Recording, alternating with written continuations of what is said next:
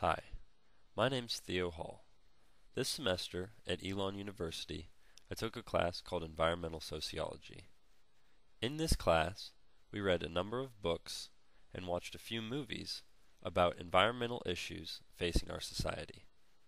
The issue that I'm doing this presentation on is about food and what's happening in our world. One of the first videos that we watched in this class was called The Cove.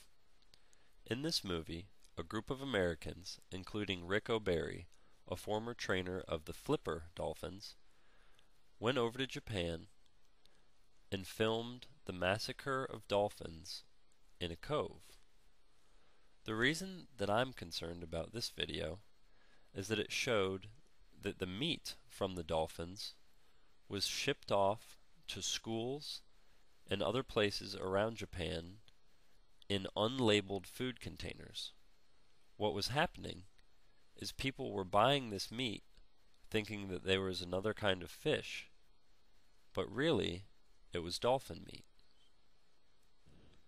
After watching The Cove and then finding out that the dolphin meat, which had been incorrectly labeled, was actually poisoning people, I paid a lot more attention to the movie Food, Inc. when we watched it in class. The movie Food, Inc. contained issues such as factory farming, genetic engineering, foodborne illnesses, and then local foods. What I was going to talk about is actually the factory farming. This is a picture of a factory farm for chickens producing eggs. Here, if you look closely, you can see that it's a very dim-lit facility. And also, if you look at the chickens' beaks, some of them are sawed down, so that way they don't peck each other in such close quarters. This photo was taken from the inside of a factory farm where they're holding pigs. In this picture, many of the different pigs are in individual crates where they have spent most of their lives and have been fed by many of the humans growth hormones and food that is not natural. This is factory farming for cattle. Out west, cattle are raised on large plots of land, usually in unsanitary living conditions, sometimes with feces all the way up to their knees. These cattle can also be raised using growth hormones and being fed grain instead of the natural grass-fed beef. The problem that we spoke about in class was the idea of distance and how people distance themselves from the food that they actually eat. Whenever we as Americans go to a local fast food restaurant, we would usually assume that the meat in our hamburger probably came from one cow and that it was probably locally raised. The problem, however, is that the beef could come from anywhere in this country or our surrounding countries, and the hamburger patty is probably made up of meat from multiple cows. Unfortunately, factory farming is the way that we have to go if we really want to feed the world's increasing population.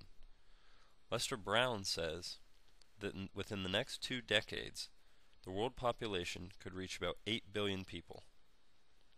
People are hungry already all over the world, and if we try to stop large-scale production of farming, what's going to happen? In the book Plan B 4.0 by Lester Brown, he states that different countries are now actually going on a land acquisition movement.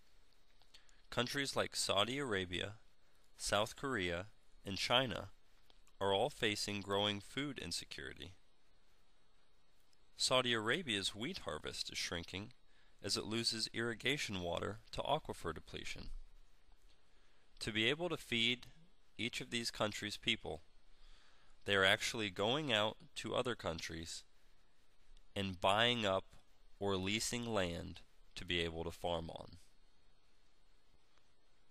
After becoming aware of the issue of not knowing where my food was actually coming from, and not wanting to distance myself from the subject, I decided to leave Elon University and go down the road to Greensboro, North Carolina, and go shopping and talk to people at their local farmers market. This is Garland McCollum and his wife from Massey Creek Farms in North Carolina. For over 200 years, their family has been farming the same land in Rockingham County. What started out as a tobacco farm is now producing eggs, lamb, pork, and turkey.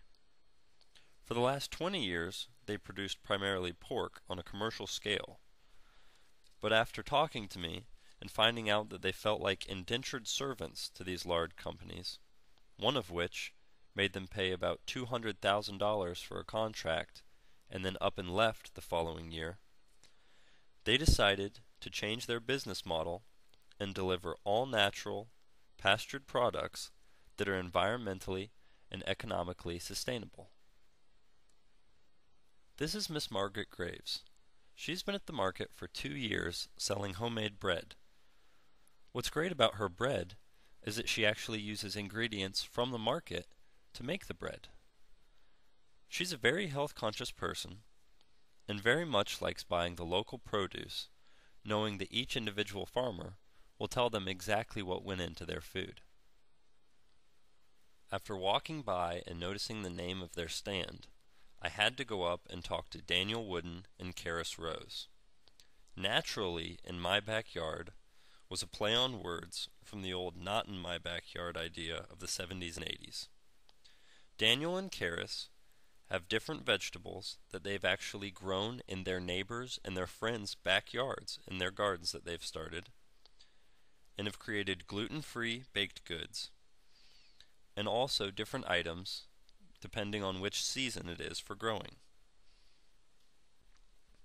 This is Miss Danny and her 2 daughters from Meadows Family Farm southeast of Greensboro. They produce grass-fed beef, free-range pork, chicken, turkey, and eggs. Some of their meats they take to a German man 5 hours away who makes their specialty brats and hot dogs. Other than that, everything else is local. One thing that Miss Danny really wanted me to include in my presentation was that for everyone that's a consumer, when you go to the grocery store, make sure you can look on the package and find out where your meat is coming from, because sometimes it can be from far away as different countries which have different safety standards. This is Josh. He and his father own Rothschild's farm. Since 2006, they had been breeding cattle for genetics, and since 2009, they decided to start selling meat at local farmers markets. All their beef is locally raised and fed, and is actually butchered at Matkins Meat, which is just up the road from Elon. Also, to keep it close to home, they're starting to sell in a new co-op just down the road from Elon on Front Street in Burlington called the Company Shops Market. The last person I spoke with was Miss Donna Chappell from Smith Farms in Gibsonville. For 40 years, she's been working with the Smith family and absolutely loves coming to the farmers market because she says that the freshest and the best comes from the local farmers. One name consistently came up after speaking with everyone at the farmers market: Miss Lee Comer. She's the owner of Iron Hen Cafe, which recently opened up in Greensboro. She goes to the farmers market to buy everything that she needs for her store, and 80% of all her ingredients are from local farmers. By going out into the community and meeting everyone who made my dinner for that evening, I was able to cut down on what Derek Jensen would call magical thinking, and actually put what I learned in my classroom to good use. I also believe that the distance between myself and my food was completely gone. I understand that the world's growing population will still need factory farms to be able to produce mass quantities of food for the world's people. And as long as these factory farms are taken care of, then everyone should be able to live a happy life with a full stomach.